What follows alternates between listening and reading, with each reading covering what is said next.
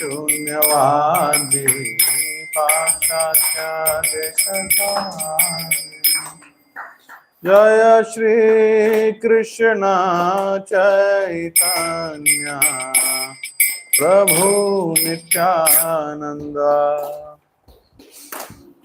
श्री अद्वैत गदाधर श्रीवासादि गौरा भक्तवृंद। जय श्री कृष्ण चैतन्य प्रभु नित्यानंद।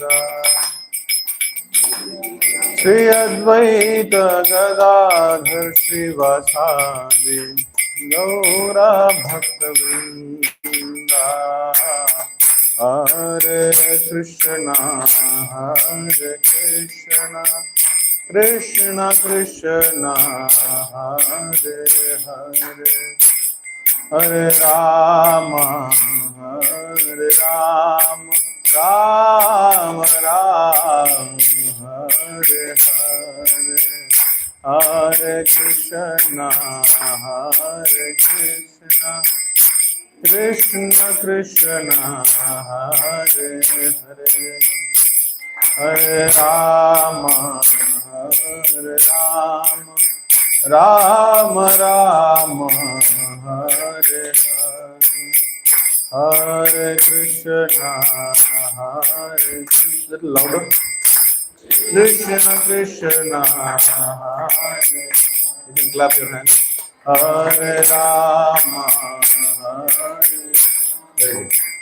राम राम हरे, हरे कृष्णा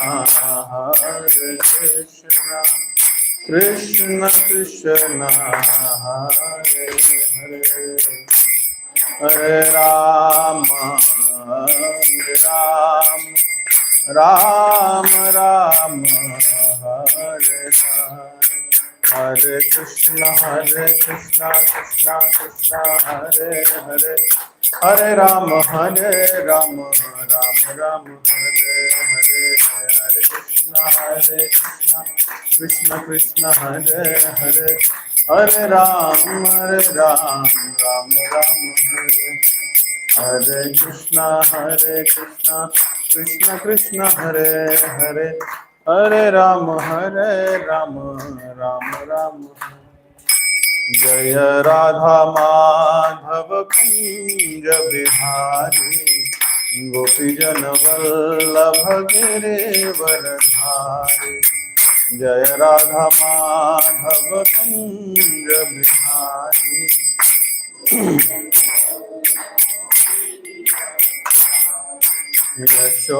यशोदानंदना ब्रज जनरंजना, यमुना तीरवनचारी।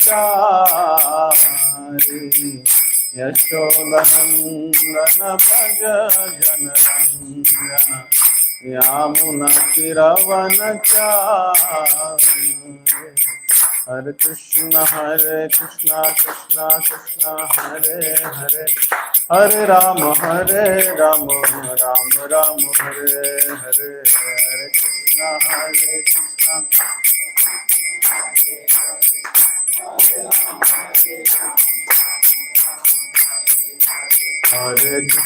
हरे कृष्णा कृष्णा कृष्णा हरे हरे, हरे राम राम राम हरे हरे,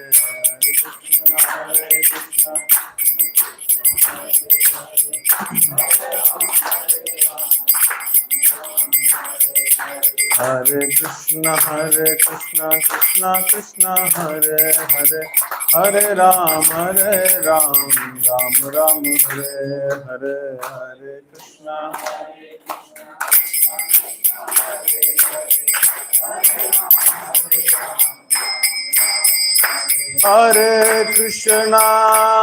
हरे कृष्णा कृष्ण कृष्ण हरे हरे, हरे Ram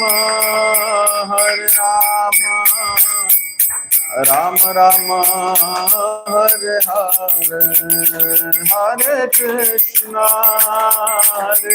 Krishna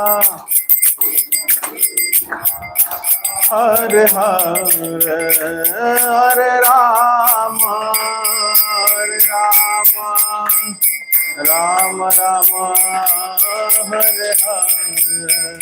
Jaya Prabhupada, Jaya Prabhupada, Prabhupada, Srila Prabhupada, Jaya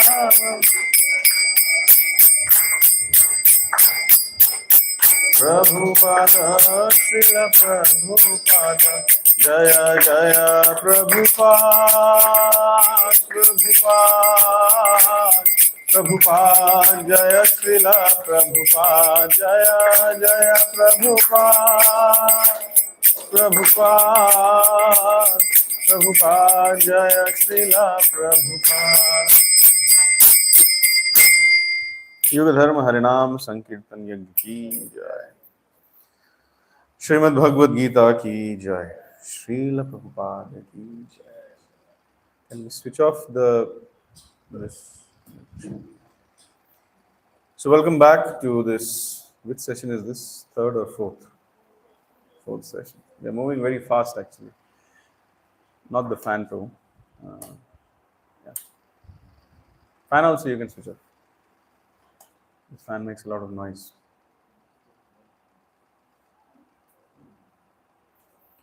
Okay.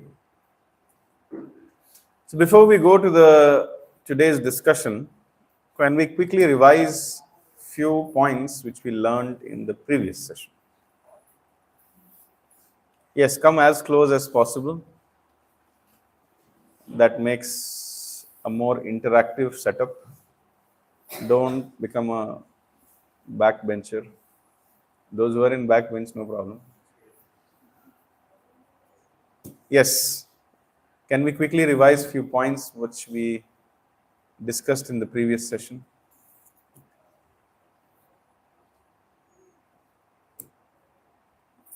किसी को कुछ याद है? What was the name of previous session?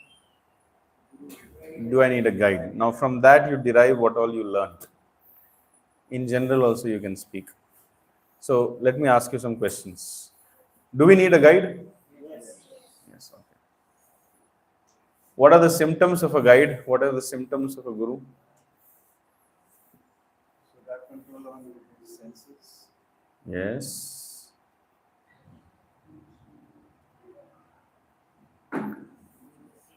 Consider others' property as a garbage.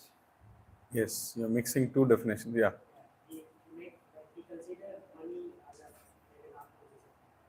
Considers money as a normal piece of paper. Oh, baap re. Someone who has control over their tongue, like stomach, belly, genitals, and 6 things. Vacha vegah manasah krodha vegam, jihva vegam udarupastha vegam, etan vegan yogishahet dhira, sarvam apimam prithvim sashishyat. One who can control the urge to speak, the demands of the mind, the urges of the anger, and the tongue, belly, and genitals is qualified to move all around the world and make disciples. That is the definition of a guru, standard definition of a guru. Very good. At least you remember this. Anything else? Anybody joining for the first time today? First session, but your face looks familiar to me. yeah, from Sandeep. Yes, from Sandeep Vihar. Very good. Very good. You are just 3 classes late. But welcome to the course. And from that side, who's joining for the first time? Welcome. We discussed about knowledge. Knowledge means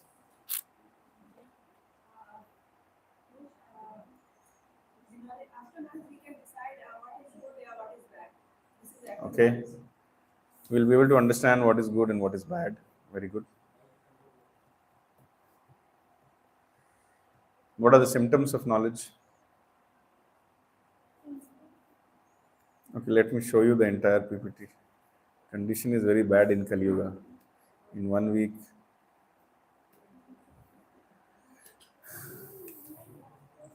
We saw from Bhagavad Gita the definition of knowledge.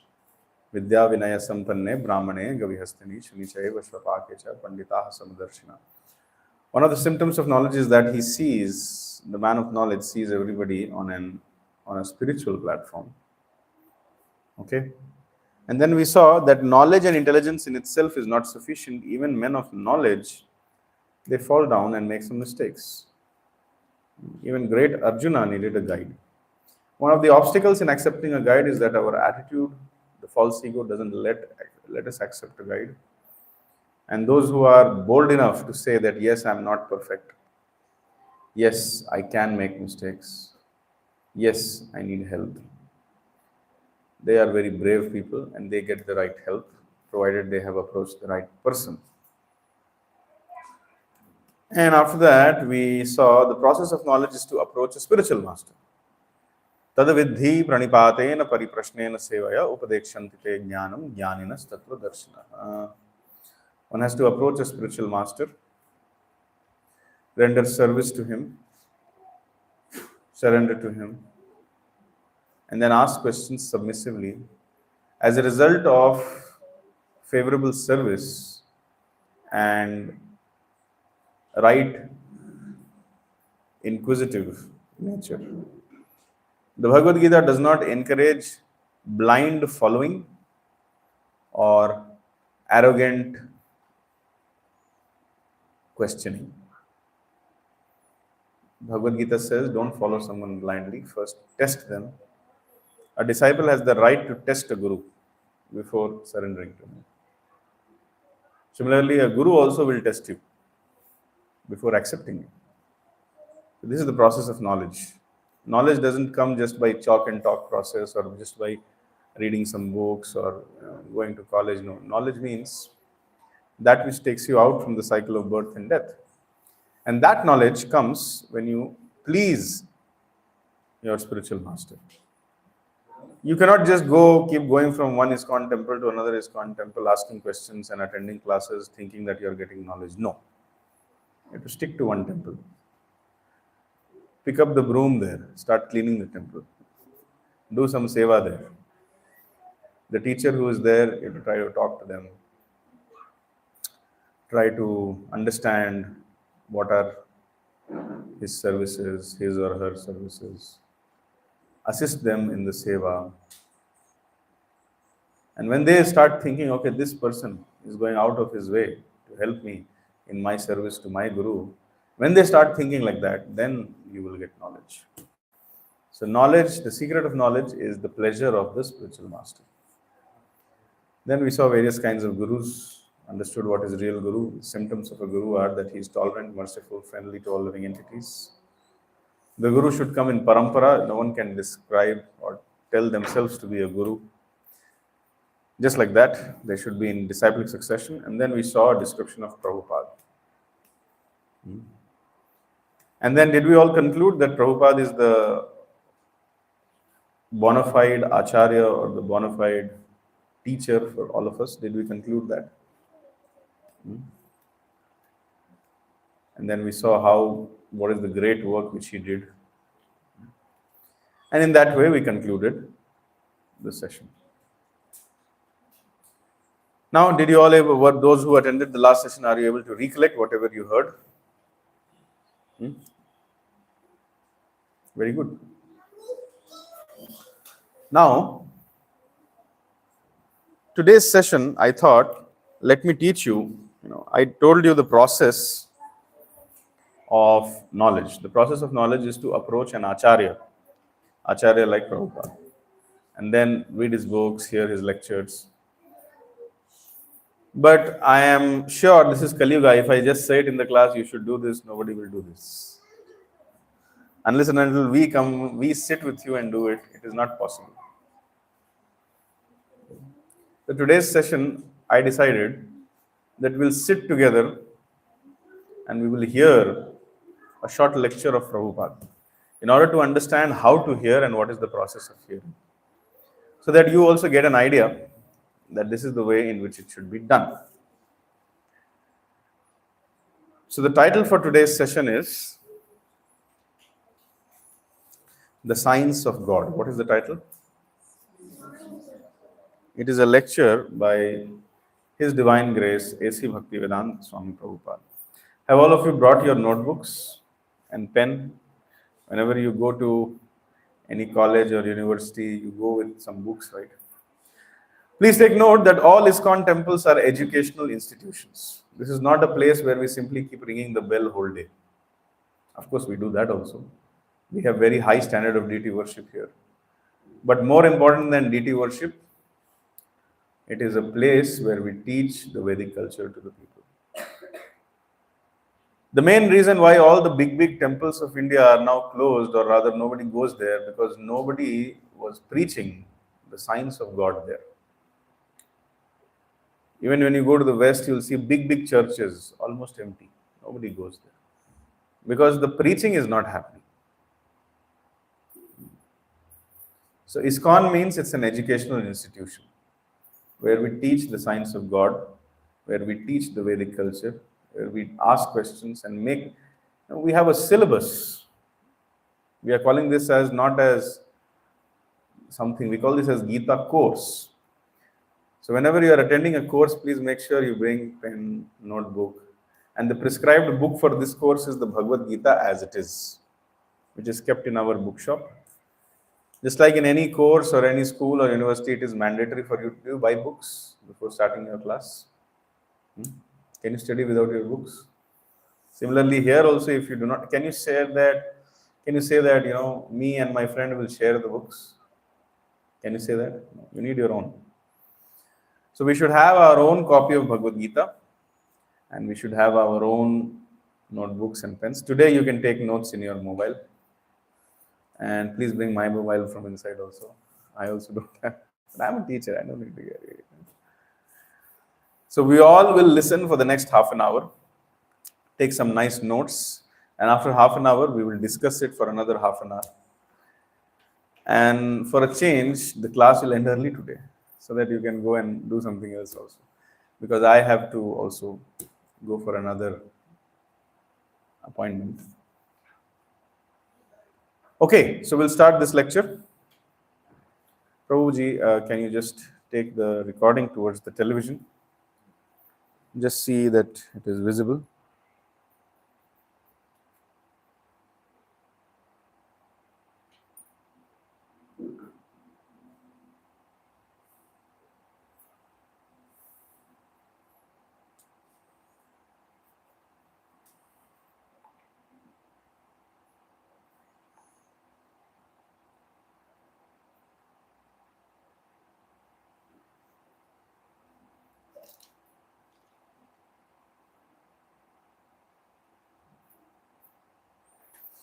Okay.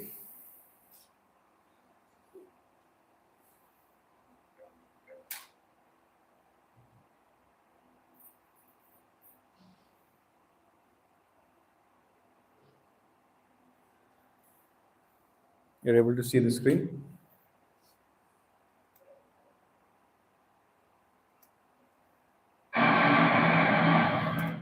Sound is also proper. You're able to hear. Please take out your notebooks and pens and start taking notes.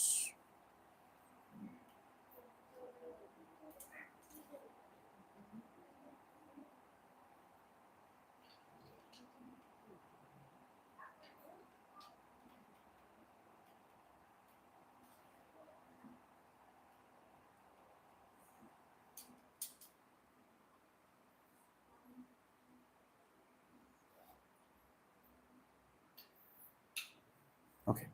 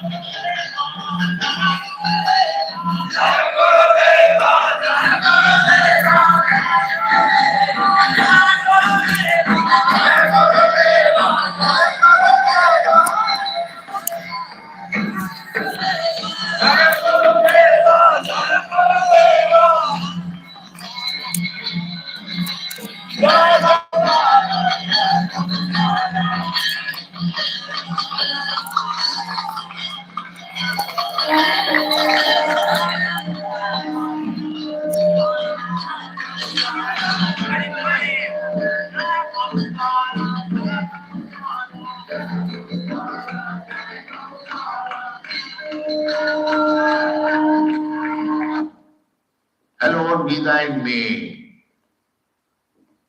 my Lord, Krishna, the personality of Godhead. Let your holy name be glorified. This is our moment.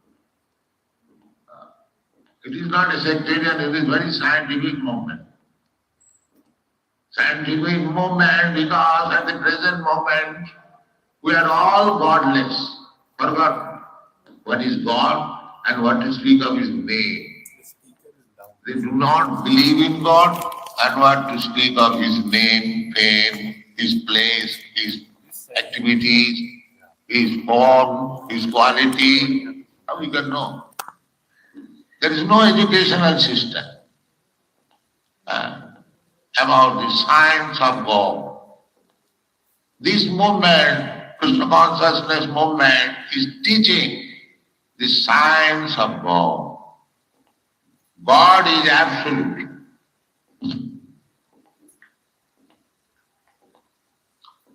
Absolute means there is no difference. Just like in the relative world, this is relative world. Material world means relative world. Relative world means the sun. As soon as I say the sun, there must be a father. As soon as I say a friend, there must be another man, friend. As soon as I say water, there must be something as water. But in the absolute world, the name water and the water is the same. This is called absolute. No different separation. So in the kingdom of God, the God is God and His Son is also God. So by chanting Hare Krishna, you are directly in contact with God. This is the meaning of Hare Krishna. We think we are enjoying, but we are suffering actually. And because we cannot understand what is suffering, suffering there is, sometimes you come to understand, but we are accepting this suffering as enjoy. A man is working very hard, whole day. This is not enjoyment. And you have got a car where you are running at 70 miles speed, going to your business, and there you are earning hundreds and thousands of dollars. So you are thinking that you are enjoying, but this labor is suffering, you forget. And in order to forget this suffering, then I take to wine, take to this, take to that, to forget this suffering. So actually we are suffering, but we are accepting it as enjoying. This is called illusion. Anyone who is very much sensuous, very much attached to sense gratification, they are called demon. And those persons who do not indulge in sense gratification, but utilize this body or this life for God realization, Krishna realized they are called gods. There are two classes of men, demon and God. Those who are engaged in God consciousness, they are not God but godly. And those who are not, because this human life is meant for this purpose. Forgetting our Father, forgetting our God. We are criminal within this material world. Therefore, our only business is how to get out of this prison house and go back to home, back to God. God is like you and me, a person. But He is Pacific Ocean, we are dropped. Srimad Bhagavatam, which is a scripture that we study, it says that Krishna did not want us to come to this material world. The question is, if Krishna did not want us to come, why are we here? Yes, He forced Krishna to allow you to come. Just like sometimes a child forces the father. Father says, my dear son, do not do this, do not do it. But he insists, I must. All right, you go at your risk. That's all. And you suffer. What can be done? Because you are God, because you are son of God. God has got independence, full independence, almighty. Therefore, you have acquired the quality of your father. You have got little independence. The God does not interfere with your little independence. Beginning from Lord Brahma down to the worms in the stool, gradually, according to your work, according to your desire, you manifest in your different types of body and enjoy and suffer.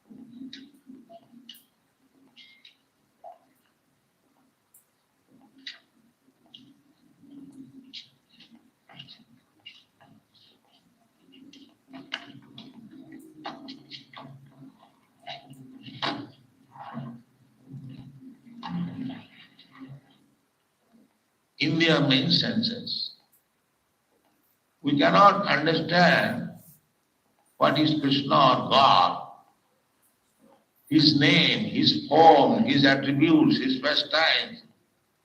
We cannot understand by these blunt material senses. Then how it is to be understood?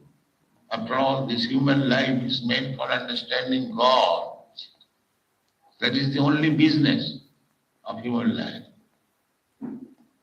The nature, material nature gives us this opportunity to have this human form of life. The facility of this life, or this form of life, is given to us just to understand God.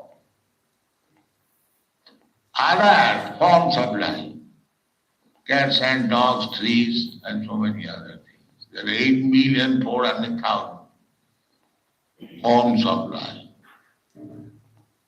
So in other forms of life, it is not possible to understand what is God.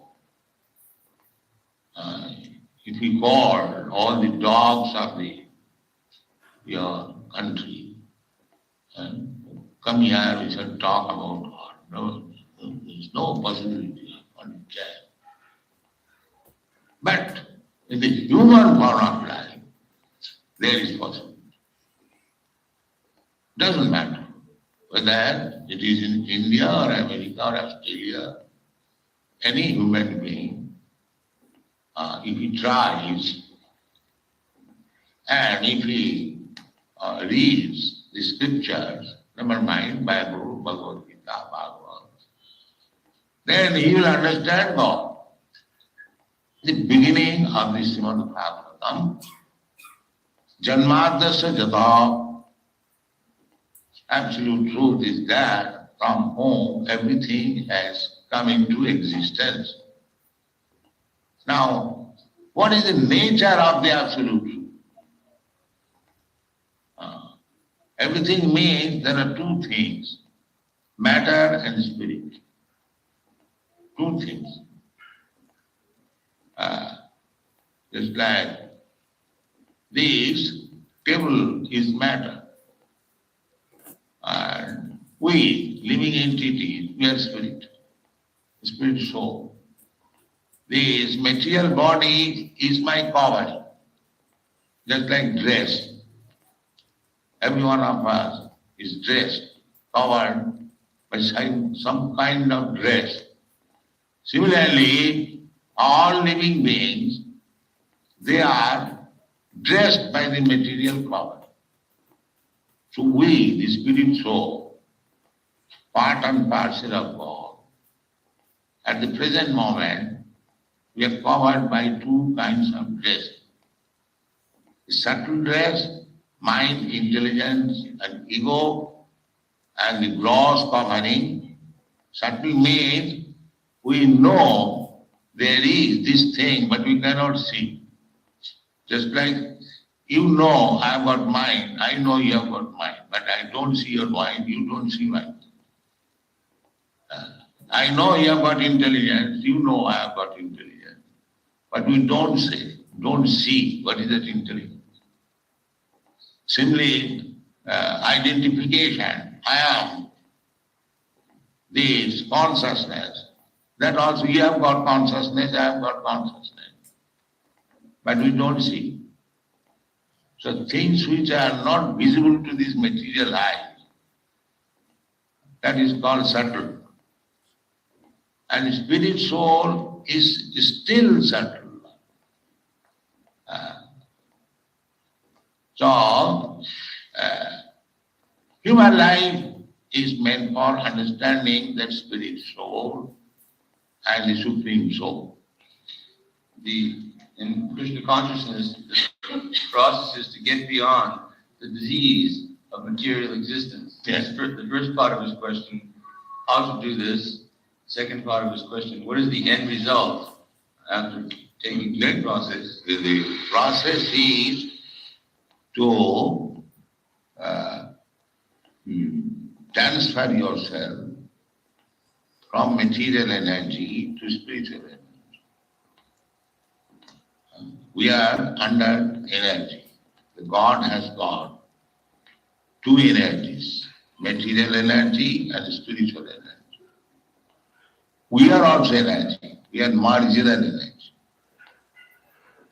So, marginal energy means we can remain under the material energy or on the spiritual energy, as we make our choice. Marginal, just like on the beach, you find sometimes on the border of the water is covering the land, and sometimes the land is open. This is called marginal position. Similarly, we are marginal energy of God, living entities. So, we can remain under the water, means material energy, or we can remain open on by spiritual energy.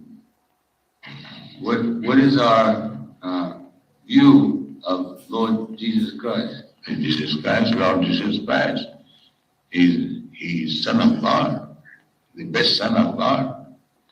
So we have all respect for him. Yes. Saint Francis, the founder of this particular order, which we have been invited to speak to, found God in the material world. And he used to address the aspects of the material world as brother and sister, brother tree, sister water, like that. What is your view on this? Real God consciousness. This is real God consciousness. Yes. Not that I am God conscious and I kill the animals. That is not God.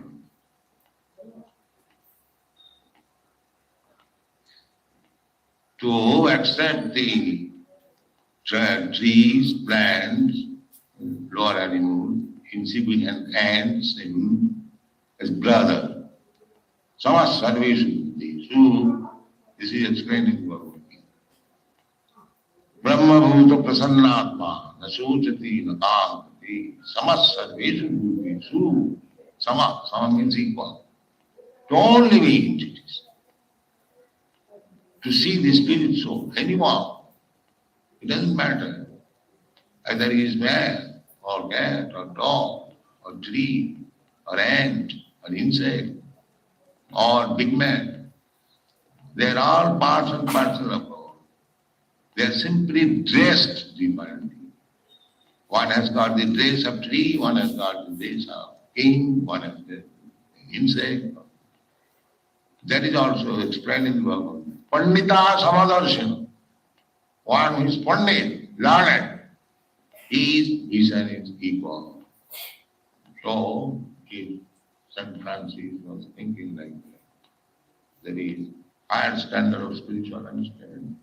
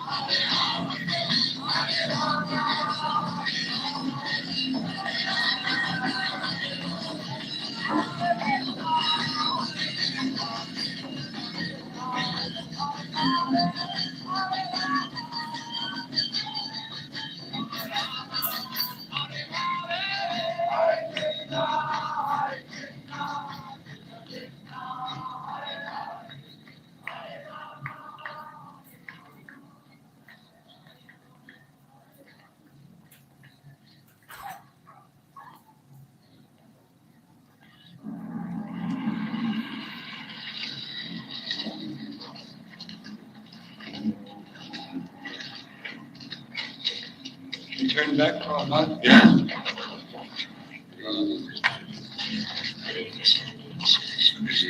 What is this sound made? That means begin to roll. Action. That means action. They snap that. That's the beginning of the shooting. This boy who's pulling the cart in the red is making one documentary film all about your stay here in Australia. Then it will be distributed to the government. Actually, this is an independent film. They can put it into the library. People can get it for their schools, colleges.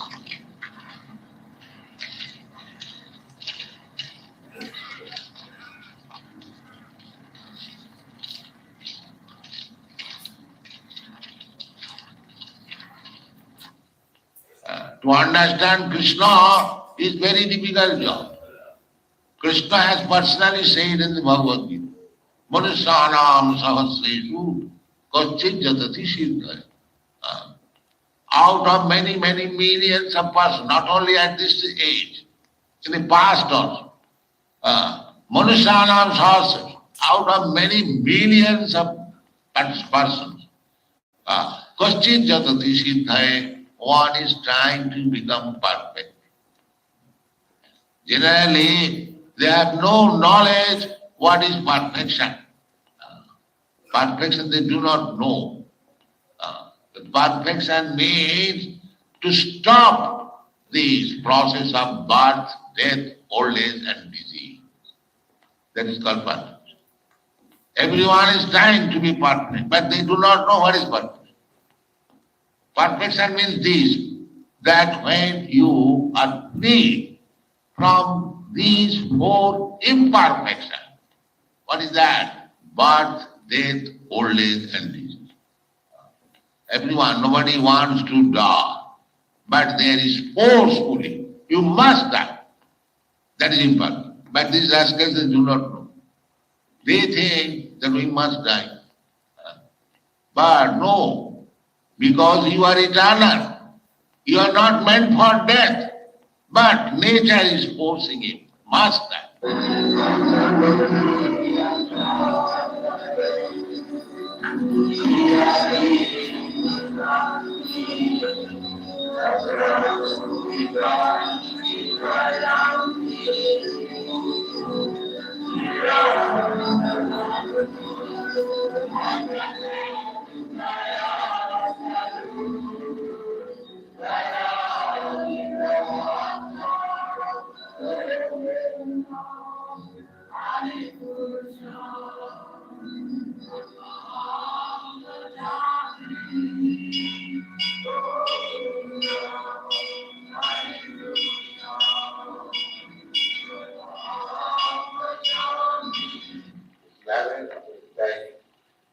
Lotus flower. His eyes are like lotus flower. He speaks lotus wood. So, lotus is the comparison of the beauty of different things or parts of the body, transcendental body of Krishna. God is the supreme being. Full with 6 kinds of opulences, therefore he attracts everyone. This is the definition of the word Krishna. This Bhagavad Gita is spoken by Krishna, the perfect person.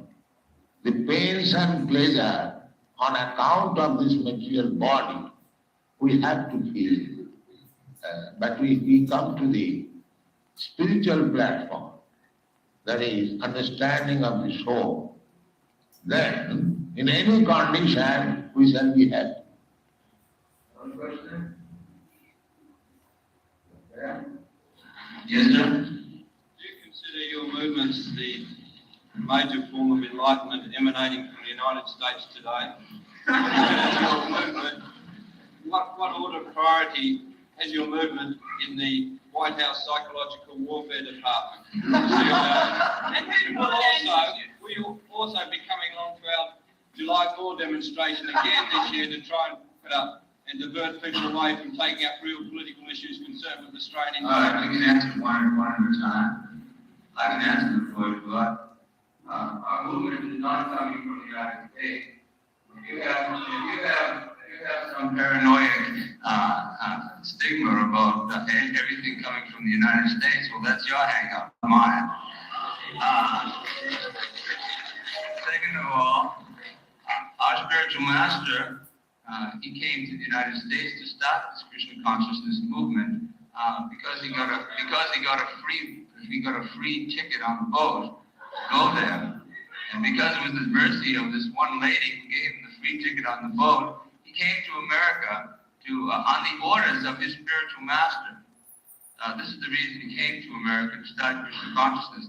If you had sent him a free ticket, he probably would have come to Australia first. He was a monk, a penniless monk in India, and he was trying to follow the orders of his spiritual teacher by spreading love of God. Some people would say that Krishna consciousness is too austere. What? Too austere. Yes. It should be taken in stages. What is your austerity? You have started. We say don't eat meat. Is that a very great austerity? No, that is the easiest. Give up. No illicit sex. Don't say no sex. Illicit sex. So what is austerity?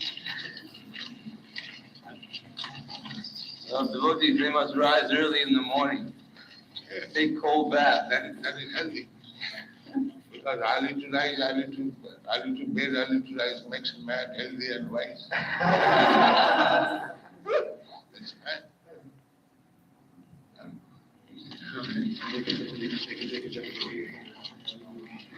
What to speak of early rise, practically I don't sleep at only 2 hours. I work in the early morning. What is the wrong there? No, I don't suspect. One big jungle. Yes, noise.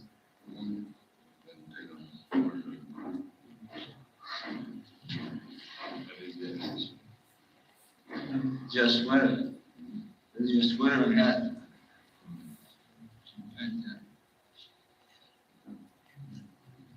So, everything all right. This is mission. Even this flowers. I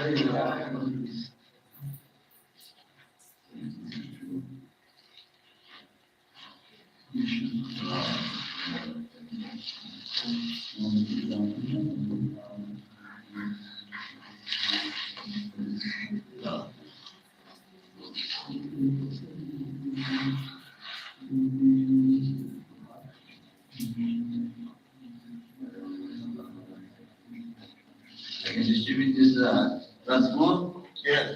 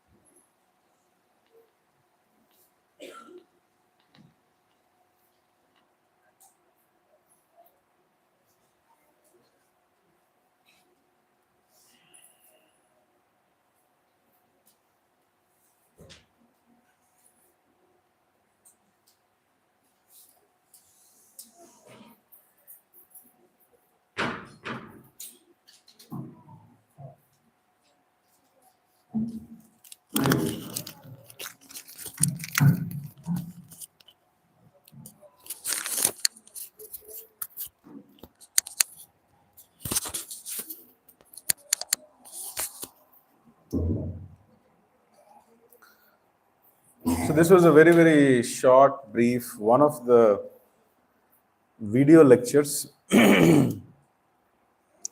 Initially, it is a little bit difficult to focus on the lectures in itself because our mind is very distracted. So I struggled with the help of one of my students to find a lecture which has some video in it so that all of you can focus. Generally, we don't play this kind of lectures. We go straight to the verses and the Bhagavatam lectures, for which we have the transcription and the voice and the transcription, we hear it. But since this is the first time we were hearing, so we went for this kind of a lecture, which had some video, some dancing, some singing, some rasgullas, and everything was there. So it was a very brief lecture, which introduced the science of God to all of us. Now, I would like to have a short discussion with all of you in the next half an hour or so. What are some of the points which you learned or understood from this lecture? Some things which you would like to share. That God is absolute. First, let the mic, whoever wants to share, please raise your hand, the mic will come to you. It will be very good, I repeat, it will be very good if all of you can share 1 point. You don't share 5 points. If you have 5 points, good, share 1 point. God is absolute. Yes. Absolute means the one from which you cannot compare, there is one to two. There has to be one means there is one. Absolute. God is absolute, very good. However, the very good point, you got the right point. However, the explanation which SrilaPrabhupad gave was, absolute means the name Krishna and the person Krishna, there is no difference, if you remember. Here, the name water and the object water are different. But in spiritual world, the word Krishna and the person Krishna, they are the same. So therefore, when you chant Hare Krishna, Prabhupada said, you are getting association of God. Very good. Next person. Yeah. You can also then here when we say 1 plus 1 is 2. But here when we say 1 plus 1 still is equal to 1. For absolute. Yes. And 1 minus 1 is equal to? 1.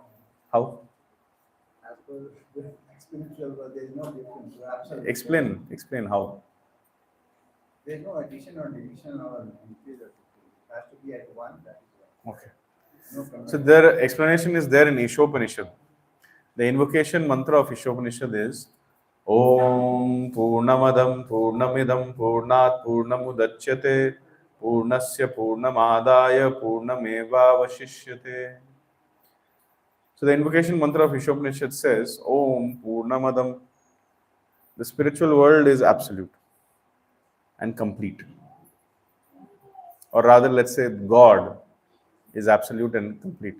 Purnamidam. This is material world. This is a creation of God. This is also complete. There is nothing short in it. Purnat Purnamudachyate. All the creations which God is making in itself is also complete. There is nothing short. It is our misunderstanding. We are thinking, oh, here this is not there, that is not there. No, everything is there, provided we become God conscious. If we become Krishna conscious, immediately this material world will become Vaikuntha. There will be no shortage of anything. That is how God has designed it. Who is maintaining this earth, you tell me? Is anybody taking responsibility of maintaining this? No, it's being maintained from crores of years. This earth is there. This universe is there. Purnat Purnamudachyate. Similarly, all the manifestations coming from God is complete. That means all the incarnations of God are also complete. Narsimha, Varaha, Parshuram, Ram, Balram, all incarnations. It's not that Krishna, who is the source of all incarnations, is most powerful and other incarnations are less powerful. No, all of them are equally powerful. Purnasya Purnamadaya Purnameva Vashishyate. Even if you take out unlimited complete units out of God, still that which will remain is the complete whole. For example, Krishna expands, let's say, into 16,108 forms. then does Krishna become less? Our conception is if here is an apple, if we cut the apple in 8 parts, then the original apple reduces in size. That is material conception. But in the absolute platform, if you take out unlimited incarnations out of Krishna, unlimited potencies out of Krishna, still that which will remain is unlimited, complete whole. Therefore, 1 minus 1 is equal to 1, and 1 plus 1 is equal to 1. This is called spiritual mathematics. You understood now? Anybody else can share something else? Any other point? You have to raise your hand. Whoever raises the hand, the mic goes to them. I think the lecturer spoke about the as to why the humans are here. What is the essence of human life? The essence of human life. You're a little loud, so keep it away. That's what I'm saying. Okay, so this is better. Yeah. So I think he spoke about what is human soul. What is the purpose of human life on earth? What is the purpose? I think the soul, the spirit and the soul has to be free from sickness, birth, death, and one more point. Old age. That's one point where he spoke about. Okay. So yes, the purpose of human life is to come out of the cycle of birth, death, old age, and disease. And did he say how to do that? By chanting Hare Krishna. Next. Anybody from the more intelligent side? I mean, that's what everybody says. What happened? Intelligence is not speaking. He was talking about the energies, like marginal energies. Marginal energy. Okay. Energies are marginal energies. Okay. How did he explain it? So between spiritual energy and material energy. Okay. Which one would you like to get connected with? Why? That's how they go. Yes, yes. So there are three, there are unlimited energies of Krishna. Parasya Shaktir Vividhaiva Shruyate Swabhaviki Jnana Bala Kriyacha. But broadly, they can be classified into Antaranga Shakti, Tatastha Shakti, and Bahiranga Shakti. Internal energy, marginal energy, and external energy. So this table, chair, mic, they belong to external energy, Bahiranga Shakti. Earth, water, fire, air, ether, mind, intelligence, and false ego. This is external energy, Bahiranga Shakti. We as spirit souls, higher than the Bahiranga Shakti, are the Tatastha Shakti, or the marginal energy. And Krishna, his name, form, qualities, pastimes, his paraphernalia, his dham, his eternal associates, they are all internal energy of Krishna. Antaranga Shakti.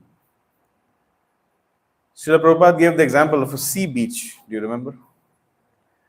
The beach is sometimes covered by water and sometimes not covered by. So similarly, we as marginal energy, we have that little independence. It's our choice. Sometimes we take shelter of Maya, sometimes we take shelter of Krishna. We will become perfect and we will become the residents of the spiritual world when we choose to always take shelter of Antaranga Shakti, that is Yog Maya. The problem is that we take shelter of Mahamaya, which is Bahiranga Shakti. So the goal of our life is to always be under the shelter of internal energy of Krishna. And the Bhagavad Gita also says this. Mahatmanas tumam partha daivim prakritim ashritaha. Those who are Mahatmas, they are always under the shelter of the devotional service of Krishna. Daivim prakriti. So this is the qualification to be a Mahatma. Not any other Mahatma whom you know. Test them. Do they fall in line with this Bhagavad Gita verse? Another verse of Bhagavad Gita is, which describes a Mahatma. Bahunam janmanam ante jnanvan mam prapadyate Vasudevam sarvamati sa Mahatma sudurlubha. After many, many lifetimes of search of absolute truth, one who is complete and true and sincere in knowledge comes to the conclusion that Vasudev or Lord Krishna is everything. Vasudevam sarvam miti. Sa Mahatma, such a person is called Mahatma. Sa Mahatma Sudurlabha, very, very rare to find. So if you have accepted that yes, Krishna is the Supreme Personality of Godhead, He is the greatest, and the goal of my life is to serve Him without any reservations and surrender to Him, you are a Mahatma. Anybody else wants to share something? No, we'll give others a chance. Yes. There is a. What are the ages? Young age. So nothing is perfect. So after when we chant Hare Krishna, after that we merge with Krishna's, and after that we will be perfect.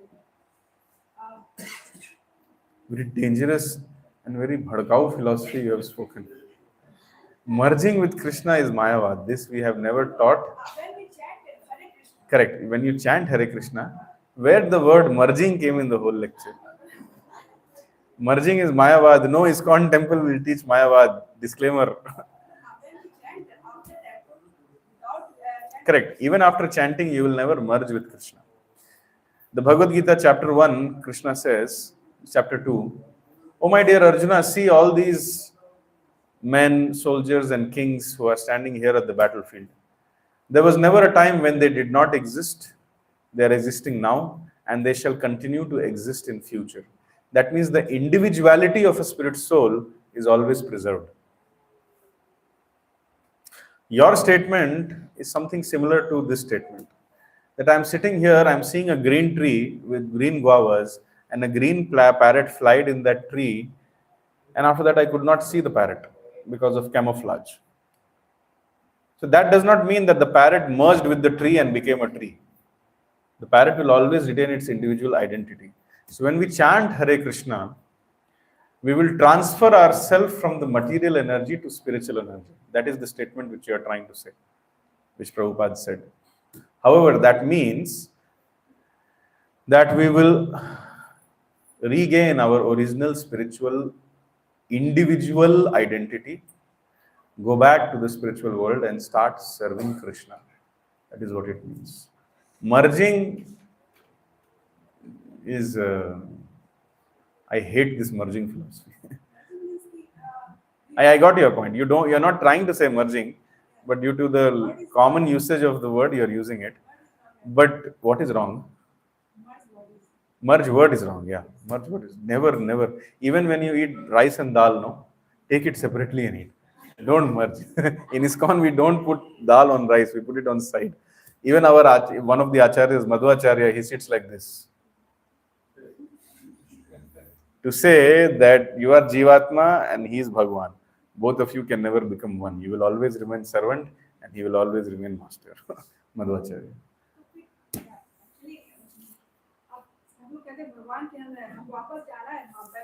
Yes. इसका meaning है कि we after going back home, back to Godhead, we will serve God. We will not become God. भगवान में merge नहीं हो जाएंगे.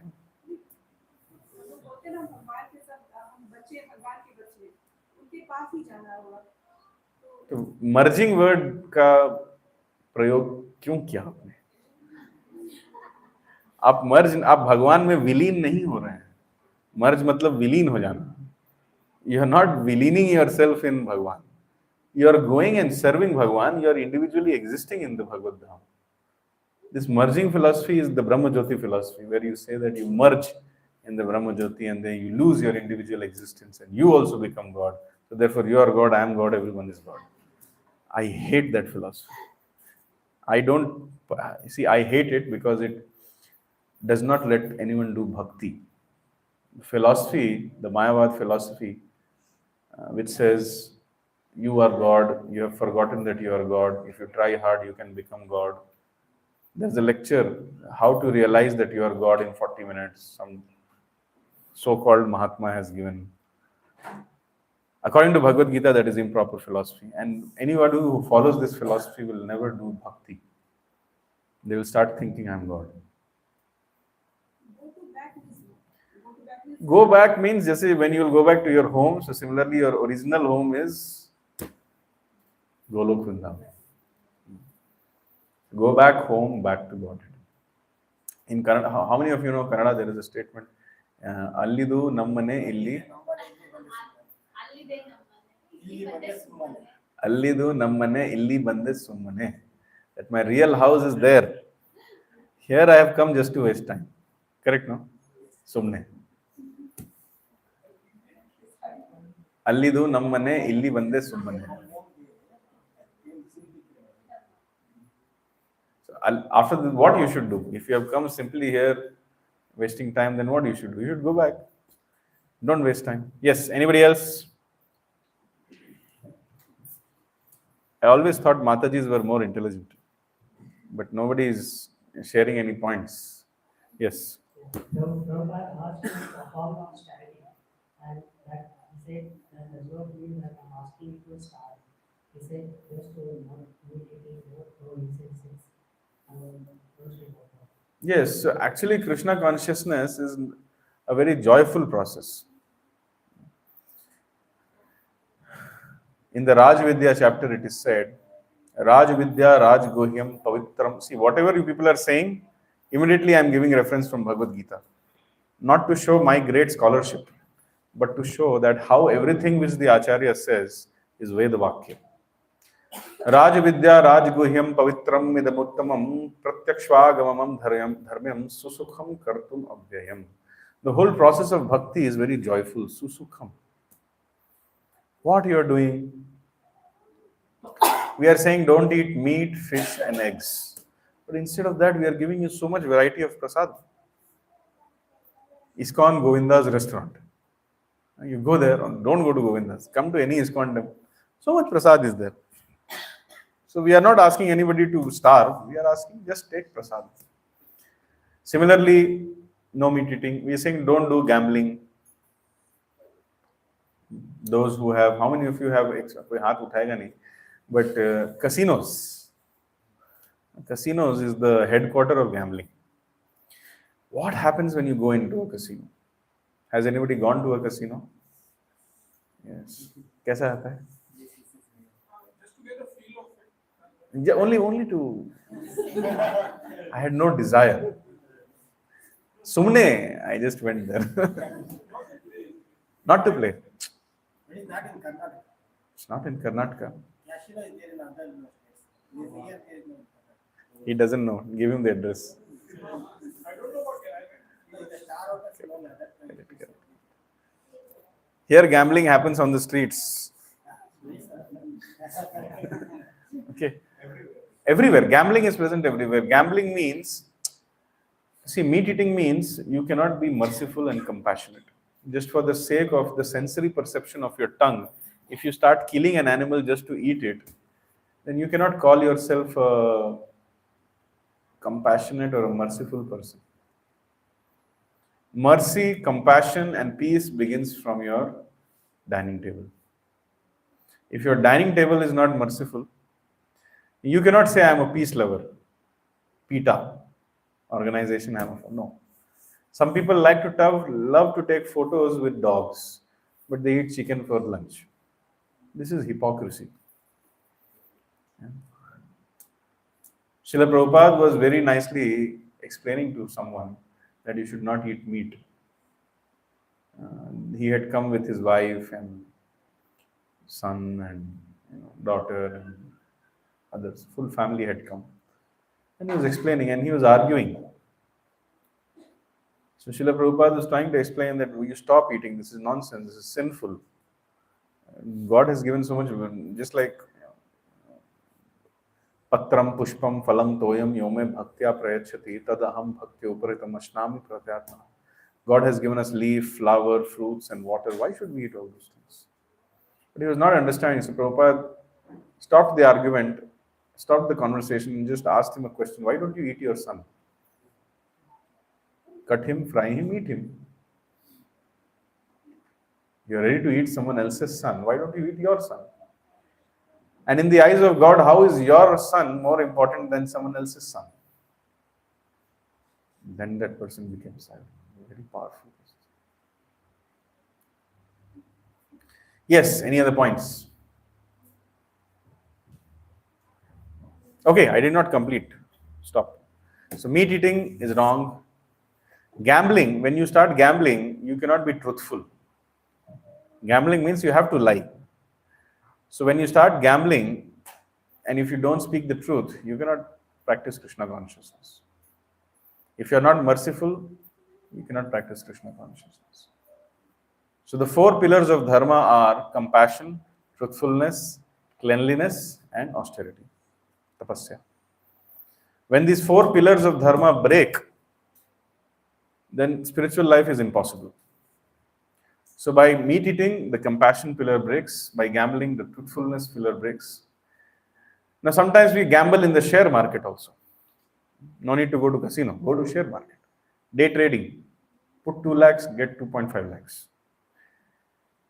Anywhere where money is involved and where there is too much anxiety, that comes in the category of gambling.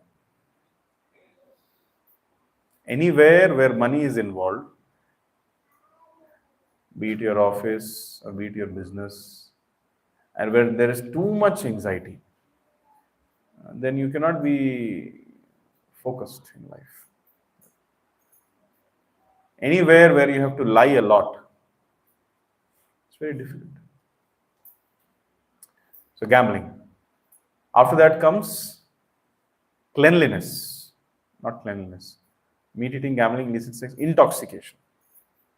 Before that, illicit sex.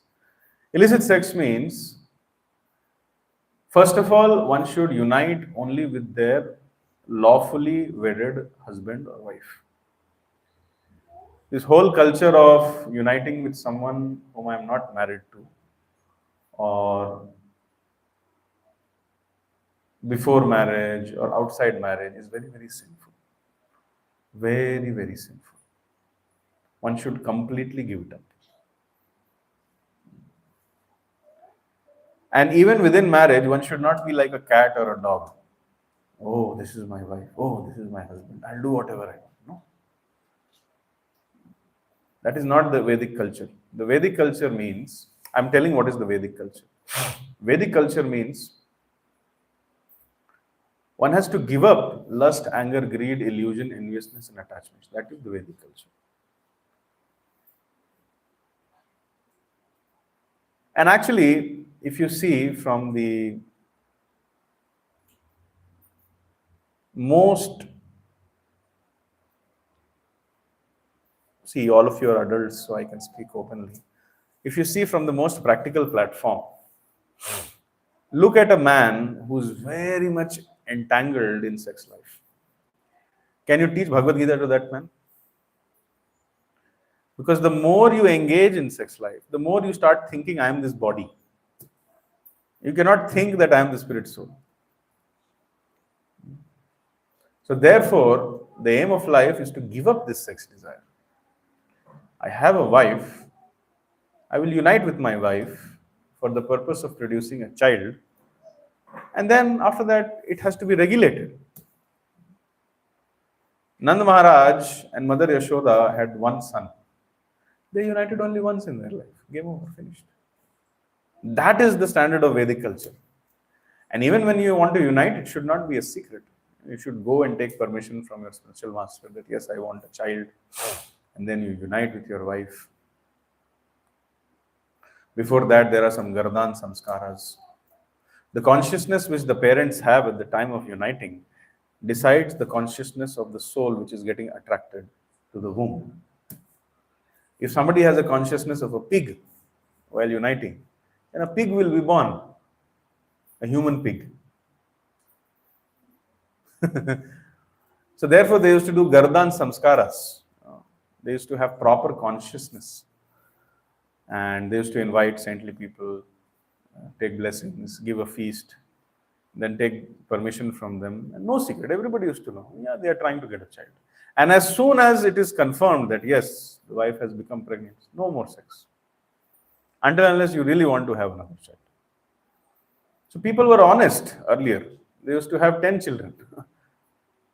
No problem. I have a desire, so I will unite. But I have 10 children. But now the nonsense is going on. I will unite with my wife, but I will not become a father also. So both husband and wife, they become sinful in that way. And then it is impossible for them to practice spiritual life. So therefore, no illicit sex means, if somebody is in ISKCON, we say premarital, postmarital, extramarital, so it's no question only. But even within marriage, have regulation. That is the meaning of no illicit sex life. And after that comes intoxication. Intoxication means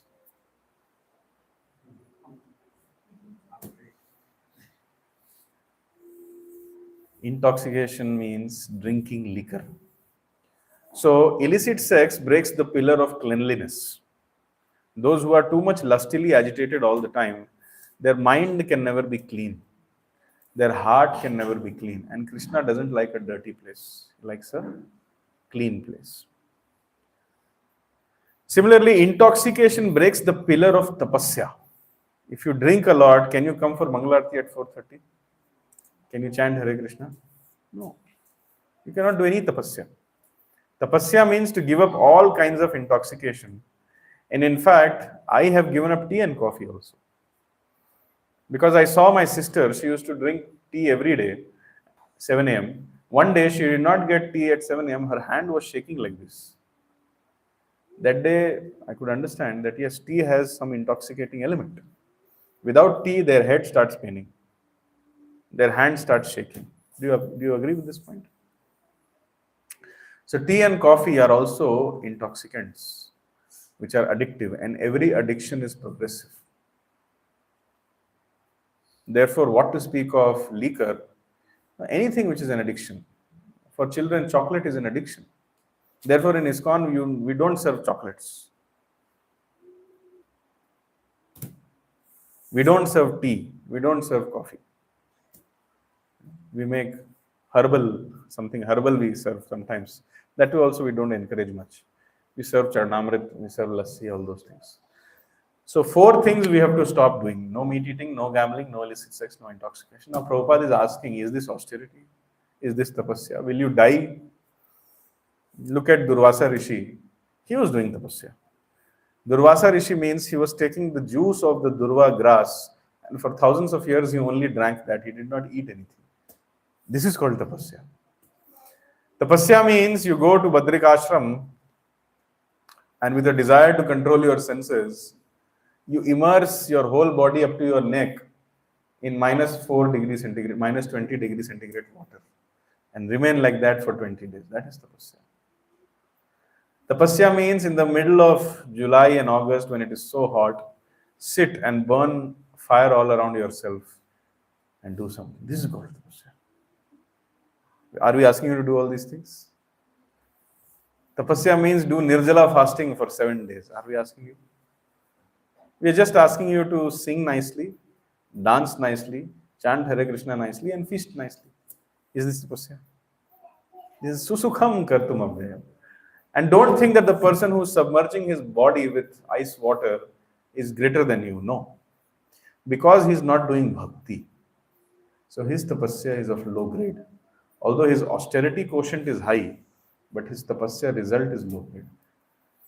And you may be staying in New York, but if you sit in New York and chant Hare Krishna and follow these 4 related principles, you are greater than some yogi in the Himalayas. Provided, staying in New York, you should do prachar, preaching. Chant Hare Krishna and go out and preach.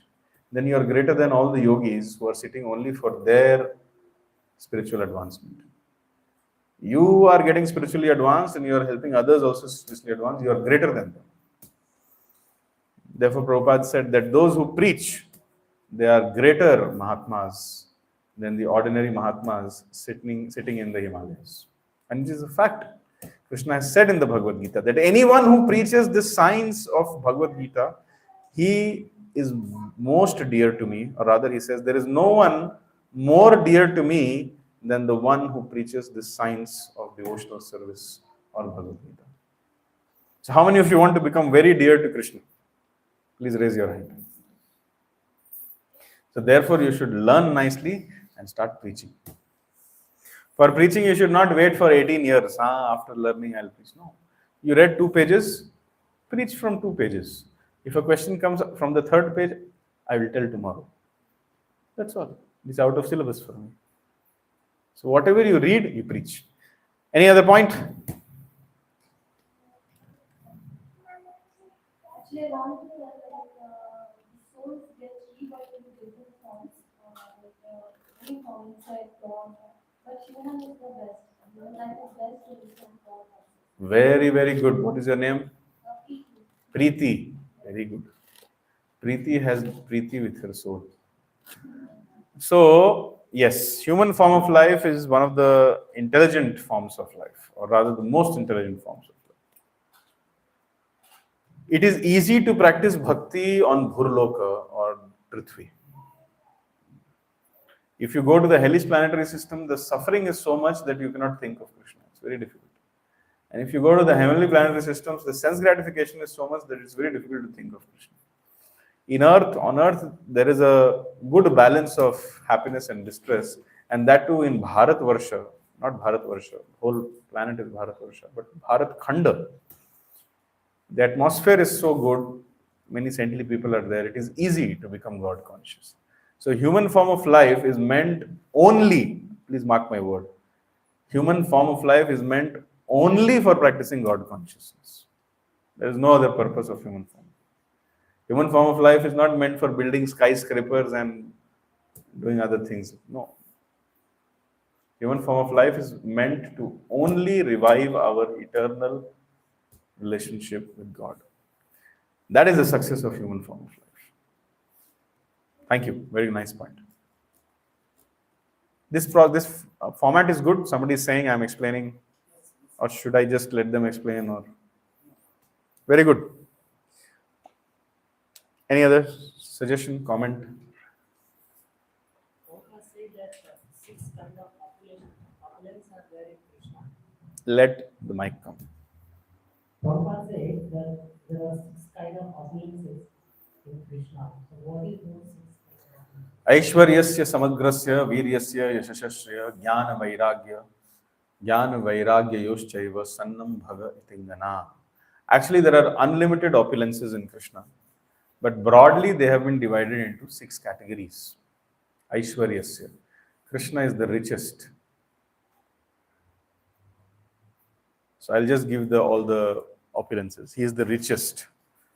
He is the most beautiful. Most rich, most beautiful, most strong, most intelligent, most famous, and most renounced. 6 qualities of God. Most rich, most strong, most intelligent, most famous, most beautiful, and most renounced. These qualities in God are in such a way that nobody equals it or nobody excels it. If somebody is claiming that I am God, look for these 6 qualities in them. Somebody can be very rich, but nobody can say that all the money belongs to me. Even Bill Gates or Warren Buffett and Elon Musk kind of people also cannot say. Tata also, Birla also cannot say. They can say, yes, I am fabulously rich, but they cannot say that all the money of the world belongs to me. But Krishna says this.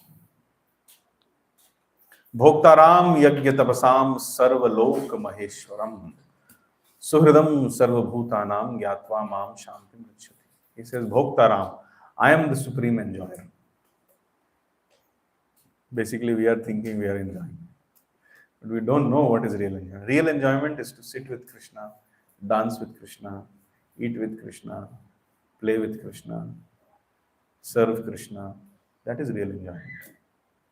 So he is enjoying. Bhoktaram. Yajna tapasam. All the results of all the yajnas and all the austerities, it belongs to him. Bhoktaram yajna tapasam sarvaloka maheshwaram. I am the proprietor or the owner of all planetary systems. We are on Earth and we are thinking we are very advanced. But there is a universe in which there are many planetary systems. Who said multiverse? I'm not talking about multiverse here. By the way, multiverse as a concept is just mental speculation. It is not mentioned anywhere in the Shastra. At least Narad Muni, who is visiting various universes, doesn't talk like that.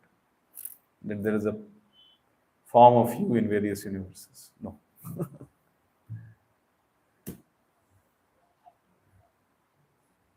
There are many universes.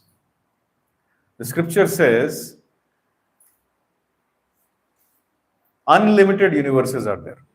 And each universe has a Brahma, Shiva, and Vishnu to maintain that. Depending on the complexity and the size of the universe, the number of heads which the Brahma has is decided. So our Brahma is a Chaturmukhi Brahma. In Mahabharata, there is a mention that Lord Brahma went to Dwarka to meet Lord Krishna, and he told the guard that go and tell Brahma has come. So the guard came back with a question from Krishna. Krishna ask him which Brahma has come. Brahma was bewildered. Which Brahma? I thought I am the only Brahma. He said, tell him the father of the 4 Kumaras has come. So then Krishna understood, oh, Chaturmukhi has come. He said, come in, come in. And Brahma went inside and asked that, why did you ask which Brahma has come? There is only one Brahma. So then to remove his confusion, Krishna summoned the Brahmas of all the other universes. And then he saw there were Brahmas with 8 heads, 16 heads, 100 heads, 1,000 heads, 10,000 heads, millions of heads. Now, don't try to imagine you are a frog in the well. You cannot imagine Pacific Ocean. A frog in the well will only think my well is the whole world. So our 3D graphics does not let us understand what is it to have millions of heads. But yes, Brahma saw them and then he understood that I am just a small mosquito in this universe. And then all the Brahmas offered obeisances to Krishna. And all the Brahmas were thinking that only me and Krishna is there in the room. This is the power of Krishna. No other Brahma was able to understand that there are other, except Chaturmukhi. Krishna allowed only Chaturmukhi Brahma to see all the other Brahmas, including him. But others were thinking that they were having a private conversation with Krishna. This is God. So the mentioning is that there are various universes, and our universe is the smallest and the simplest universe. Things are much bigger and much complex than you can possibly imagine. Why this universe concept came in? What I was explaining? No. You shared, who was the last person who shared a point? 6 opulences. Yes. So Sarva Loka Maheshwaram, richest. Krishna says, I am the owner of all planets. That means he is richest in all the universes. Now you understood. That's why this universe concept came. So you got the answer, 6 opulences. Any other point you want to share? After that, I'll share some points and we'll wrap up. Please check if the prasadam is ready. Yes. Please give the mic. First tell your name and then share your point. My name is Amaravati. Amaravati, the capital of Indra in Swarglok, is called as Amaravati. Have you seen Amaravati? Would you like to see? I can show you right now. Would you like to see? Yes. She wants to see Amaravati. Desire is there. Make sure this desire doesn't take you to Swarga after death.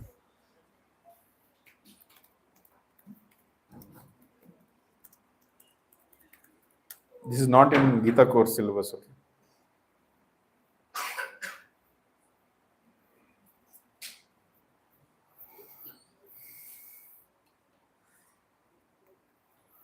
Indra's capital, Srimad Bhagavatam, Canto 8, Chapter 15. Huh? Okay, let me see. When Bali Maharaj was attacking the Swargloka, he went to Amravati. The description of Amravati is there.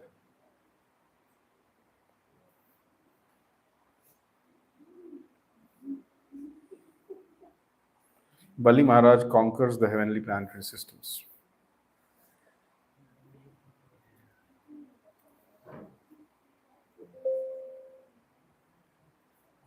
Give me 1 minute, just bear with me.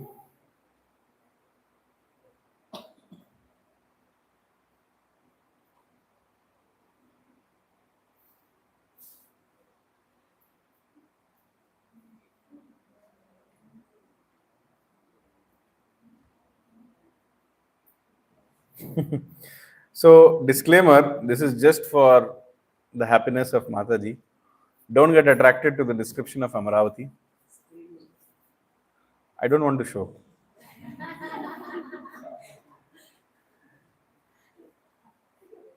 Amaravati is not worth one dust particle of Vrindavan. One dust particle of Vrindavan is more valuable than all the material universes combined. But just for her happiness, I'm showing. To increase her attraction towards the scriptures, I'm reading this. I'm not trying to tell people that Amravati is good. Disclaimer, Amravati is I will not go to Amravati even to pass stool and urine. Please understand. I would rather become an insect or a dog in the house of a devotee rather than go to Amravati. That is my opinion. Swarga is a waste of time. But simply because she told, King Indra's city was full of pleasing orchards. Name is Amravati, such as Nandan Garden. Because of the weight of the flowers, leaves, fruits, and the branches of the eternally existing trees, they were bending down. The gardens visited by pairs of birds, chirping and singing bees. The entire atmosphere was celestial. Beautiful women, protected by the demigods, sported in the gardens, which had lotus ponds full of swans, cranes, chakravakas, and ducks. This is Swarga. The city was surrounded by trenches full of Ganges water known as Akash Ganga, and by a high wall which was the color of fire. Upon the wall were parapets for fighting. The doors were made of solid gold plates, and the gates were made of excellent marble. These were linked by various public roads. The entire city had been constructed by Vishwakarma. The city was full of courtyards, wide roads, assembly houses, not less than 100 million personal airplanes. Everybody flies private jet, okay? The crossroads were made of pearl, and the sitting places were made of diamond and coral. Everlastingly beautiful and youthful women who were dressed with clean garments. They were not naked, fully dressed. In Swarga, there is no nakedness. Everybody wears full sari. No miniskirt is there in Swarga. Nonsense people, they show their body, Cultured people don't say. So, what I was reading? Yeah. Everlastingly beautiful and youthful women who were dressed with clean garments glittered in the city like fires with flames. They all possessed the quality of Shama. What is Shama, I'll read the purport. A woman whose body is very warm during winter and cool during summer, and who is called Shama. So that kind of people are there. Apsaras. The breezes blowing in the streets of city bore the fragrance of flowers falling from the hair of these Apsaras. The Apsaras passed on the streets which were covered with white, fragrant smoke of aguru incense emanating from the windows of the palaces with golden filigree. The city was shaded by canopies decorated with pearls, and the domes of the palaces had flags of pearl and gold. The city was always resounded with the vibrations of the peacocks, pigeons, and bees, and above the city flew airplanes full with beautiful women who constantly chanted auspicious songs of Lord Hari, and that was very pleasing to the ear. The city's sound was filled with sounds of mridangas, conch shells, kettle drums, flutes, well-tuned stringed instruments, all playing in concert. There was constant dancing, and the Gandharvas were singing. The combined beauty of Indrapuri or Amravati defeated beauty personified. How many of you want to go to Amravati? Please raise your hand.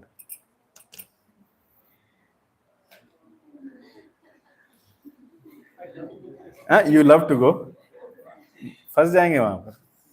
If I'll read the beauty of Goloka, sir वैसे जैसे वहाँ पे गए just like go to a हाँ बस देख के आ जाएंगे.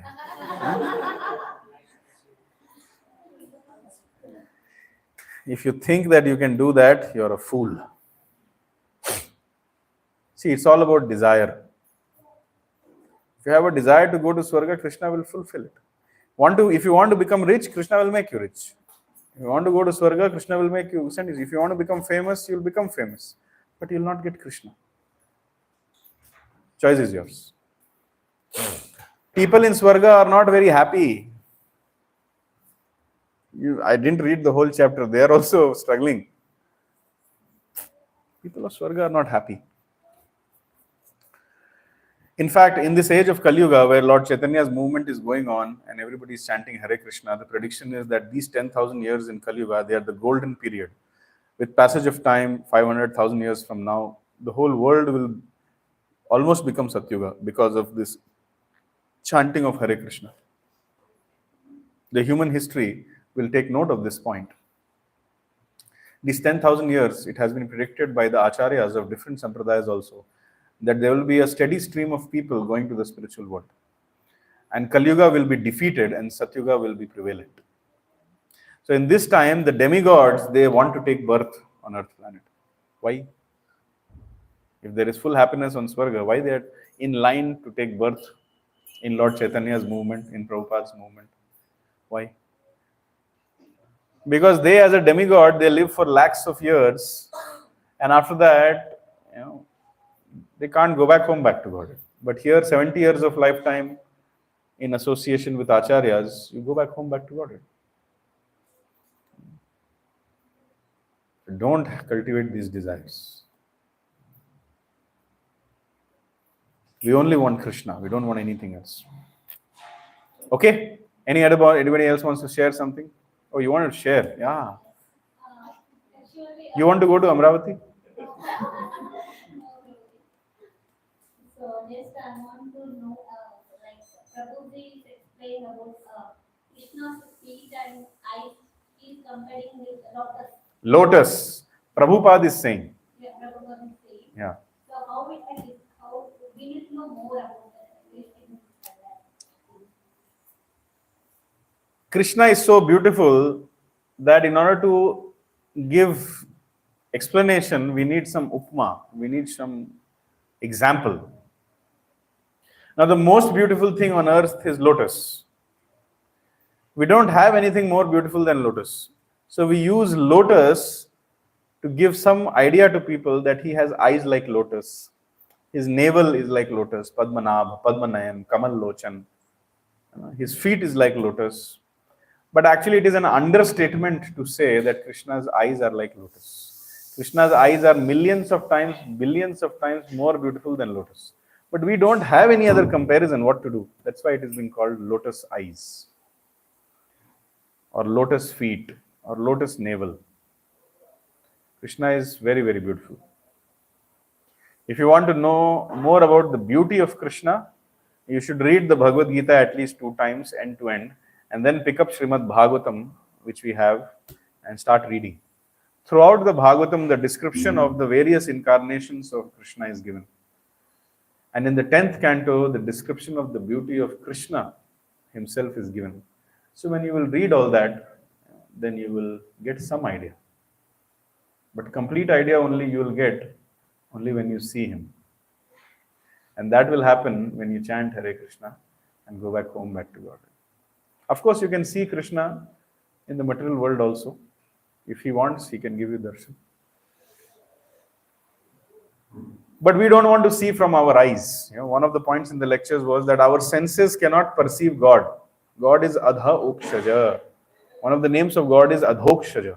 That means one who is beyond the purview of our senses. Using our material senses, biological senses, we cannot see the supreme absolute truth. We can see God through our ears. So use the Shastra Chakshu. See through scriptures. See from your ears. See through the Vani of the teachers or the spiritual masters. And the easiest way to see God, or the process of seeing God, starts with the tongue. Use your tongue to chant Hare Krishna, Krishna Krishna, Hare Hare, Hare Ram, Ram Ram, Hare Hare. And use your tongue to accept Krishna Prasad. If you do these two things, one day certainly you will see God face to face. I promise. I promise not on my strength, but on the strength of the entire Guru Parampara. And this is the process of taking bhakti starts with the tongue. Chant Hare Krishna and take prasad. And if you do this, Krishna has still told in the Bhagavad Gita, Manmana bhav madbhakto madhyaji mam namaskuru mam evashyasi satyam te pratijani prayuse. Do these things and then you will come to me. Okay? Can we wrap up? Anybody else wants to share? Okay, then I'll quickly share some points which are not yet covered. SrilaPrabhupad was very expert in preaching. He started the lecture with, "O God, hallowed be thy name." Santosh, a little bit. I want to put my leg down. Yeah, enough. You can bring it closer, no problem. So, "O God, hallowed be thy name." This is a point from the Bible. Although the Bible does not say what is the name of God, but even the Bible says, "Hallowed be thy name." May your name be glorified. So Srila Prabhupada used that statement of the Bible while he is speaking to the Western world, because everybody knows this. Most majority are Christians. So he is using that statement from the Bible to say, "I have come here to teach you Bible properly. Oh God, hallowed be thy name." Bible says this, and we are also saying the same thing. Chant Hare Krishna. Chant Hare Krishna. So everybody was able to connect. So preacher means when he goes to a different time, place, and circumstance, he preaches accordingly. There are many lectures of Prabhupada where he's talking to car manufacturers. Now, how to preach to car manufacturers? It's very wonderful when you'll hear that lecture. First 15 minutes, Srila Prabhupada talks about cars only. And everybody's like, yeah, he knows. Maybe we can sell him one car. Like that they are thinking. And then immediately he connects car to one verse of Bhagavad Gita.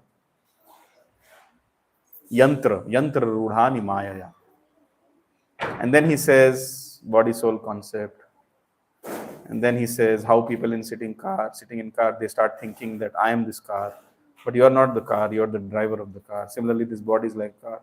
He gives a full class. And all these car manufacturers, they are so happy when they come out. And they are like, your spiritual master is a genuine spiritual person.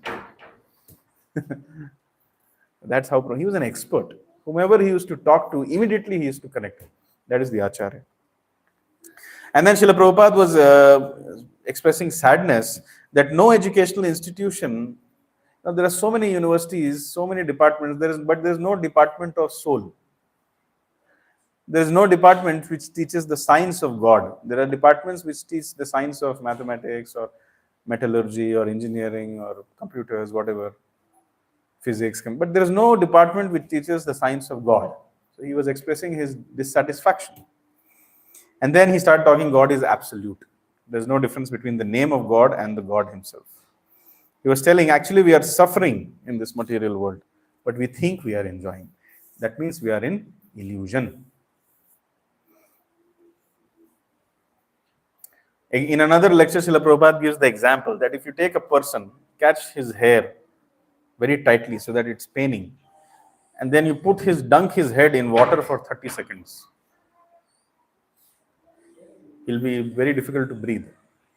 And then for 5 seconds, you take him out and you slap him. And then again for 30 seconds, you dunk his head in water. And then again, you take him out and slap him. So as long as his head is in water, he will think it is misery. And those 5 seconds, when he comes out and gets a slap, it will be happiness for him. That is our situation. Whenever our degree of suffering reduces a little bit, we celebrate it. Happy birthday to you. So Prabhupada is telling we are actually suffering in this world. Artificially, under illusion, we think it is enjoyment. And sometimes when we are not able to actually understand or feel or convince ourselves that we are enjoying, we are not suffering, then we go for this. That is material world. Prabhupada said all these sensuous people, the people who are mad behind sense gratification, they are demons. Danav, Rakshas, Asur. What is the definition of Asur? Indriya Tripti. One who is trying, the goal of whose life is Indra Tripti or sense gratification, he is an Asur, demon. Are you a demon? Don't answer. Check it for yourself. Actually, in Kali Yuga, all of us are demons. And then he was telling how to get out of this material world by chanting Hare Krishna, Krishna Krishna, Hare Hare, Hare Ram, Ram Ram. Hare. Someone asked us that if God is our well-wisher, Suhridam Sarva Bhutanam, he is our Suhrid, why did he let us come here? So Prabhupada answered, because you forced Krishna to send you here. And then we have our children, they force us, then we tell, okay, do, but it is at your own risk. And literally we have forced Krishna. Again, we forced Krishna, we broke our relationship with him, we came here, but Krishna loves us so unconditionally. We forgot him, but Krishna still keeps coming through various incarnations to attract us. He keeps sending his acharyas, his confidential associate. He keeps giving the Bhagavad Gita, hoping against hope that these people, they have left me and gone, maybe they'll come back. Krishna is Atmaram. 3/4 of the entire creation is there in the spiritual world. Only 25% is in material world. Krishna can be happy with those 75%, but he's still worried about the Ekpada Vibhuti, or the 1/4 of the people who are here. God does not interfere with the little independence which we have. What is our independence? Whether to be Tatastha Shakti, whether to be under the influence of Antaranga Shakti, or whether to be under the influence of Bahiranga Shakti. This is our choice. If we take shelter of Bahiranga Shakti, we continue to revolve in the 84 lakh species of life for many, many more lifetimes. But if we take shelter of Antaranga Shakti, the holy name of Krishna, the form of Krishna, the qualities of Krishna, and the pastimes of Krishna, and the devotees of Krishna, the dham of Krishna, the paraphernalia of Krishna. If we take shelter of these things, then we go back home, back to Godhead. Human life is meant only to understand God and not for other purposes. SrilaPrabhupad also explained that we all have two coverings, gross covering, subtle covering. This we have already covered in Gita course. God consciousness means to see everybody as part and parcel of God. Saint Francis example. He was saying brother tree, sister water. So you see, Prabhupada didn't say, hey, all this is nonsense, read Bhagavad Gita. Prabhupada said, oh, very high class spiritual person. So all the followers of Saint Francis would be like, Prabhupada is our man. So let us take his Bhagavad Gita and read. You see the technique which he had as a preacher. He didn't say, oh, who is this Saint Francis? I don't know. You study about Bhagavad Gita. He said, oh, high class spiritual man. So actually it is a fact that all the followers of Saint Francis invited him to the church to give a lecture after that. It's a fact. All the Christian fathers, they used to come to Prabhupada and say that our society people were going to dogs. But since they have started associating with you, Swamiji, and since they have started chanting the name of God, we see their faces have become very bright. All their bad habits are gone. They've stopped taking drugs. We are very grateful that you came to America. Everybody used to acknowledge. The question was, why you didn't come earlier to America? That is what they were asking. And then once Srila Prabhupada says, understanding Krishna is not easy. Manushyanam sahasreshu kaschid yadati siddhaye yadadam api siddhanam kaschid mam veti tatvatah. There are amongst thousands and sahasreshu, lakhs and lakhs of people, only one person thinks, what is the perfection of life? Is my life simply meant for eating, sleeping, mating, defending, and paying bills and dying? Very few people think like this. Manushyanam sahasreshu kaschid yatiti siddhaye. Siddhaye means perfection of life. Amongst these people, amongst thousands and thousands of people, one person thinks what is the perfection of life. And amongst thousands and thousands of such people who are thinking what is the perfection of life, maybe one will understand Krishna. That means only one person becomes a devotee of Krishna. So you people are very rare. If you are serious in Krishna consciousness, and if you want to come regularly and understand and chant and read, then you people are very, very rare. For you people only, these classes are happening.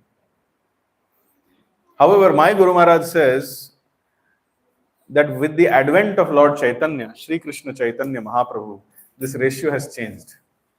Krishna said, Manushya Nam Sahasreshu. But Lord Chaitanya, who is Krishna himself, who came as in the guise of his own devotee in Kali Yuga, Lord Chaitanya is more merciful than Krishna. Krishna says, Sarva Dharman Parityajya Mam Ekam Sharanam. First you surrender to me.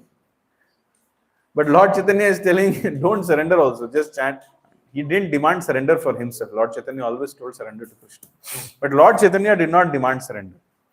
He said, even if you just once, if you bow down before me and if you chant Hare Krishna, I will give you love of God. Namo Mahavadanyaya Krishna Prema Pradayate Krishnaya Krishna Chaitanya Namine Gauratvishe. So Lord Chaitanya has been called as the most merciful. Namo Mahavadanyaya. Why? Because he is giving Krishna Prema. Krishna can give moksha to anybody, but he cannot give love of God easily. Because to whom he gives love of God, he comes under the control of that person. But Lord Chaitanya is not seeing who is qualified, who is unqualified. Simply, if anybody chants Hare Krishna with full sincerity of heart, he is ready to bestow upon him the love of God for which Brahma, Shiva, and Lakshmi are waiting from a long, long time. Krishna Prema Pradayate. Even when Krishna came personally, very few people, few friends and few gopis, they got the love of God. Maybe Mother Yashoda and Nand Maharaj. Others they could not access. But that love of God is being freely distributed in Kali Yuga. Krishnaya Krishna Chaitanya. Krishna only has come as Krishna Chaitanya. Namine Gauratvishe Namaha. With a golden complexioned body, to that golden avatar of the Lord, I offer my respectful obeisances. So my Guru Maharaj says that this is not the age of Lord Krishna, this is the age of Lord Chaitanya. And in Lord Chaitanya age, this Sahasreshu formula is broken. In the presence of Lord Chaitanya, every town and every village of this planet will sing and chant Hare Krishna. So I personally believe that anybody who comes in touch with Lord Chaitanya can become a devotee. This Manushya Nam Sahasreshu is no longer valid. I'm not saying this shloka of Bhagavad Gita is wrong. I'm just saying Lord Chaitanya is more merciful. So in a future session, I will have discussions with you about Lord Chaitanya, so that you can become more closer to Krishna, Radha and Krishna. Otherwise, it's very difficult to understand Krishna. Without the mercy, take it from me in this session for the rest of eternity. Until you take shelter of Sri Krishna Chaitanya Mahaprabhu, you cannot approach Radha and Krishna. Only by the mercy of Sri Krishna Chaitanya Mahaprabhu, you can understand Radha and Krishna. And to get the mercy of Sri Krishna Chaitanya Mahaprabhu, you need the mercy of Nityananda Prabhu, who is the incarnation of Balram. So Nityananda Prabhu, Chaitanya Mahaprabhu is called Gauranga because he has golden complexion, Gauranga or Gaur. And Nityananda Prabhu is called Nityananda or Nitai. So without the mercy of Gaur Nitai, it is impossible. Does it make sense? I will explain in future classes more.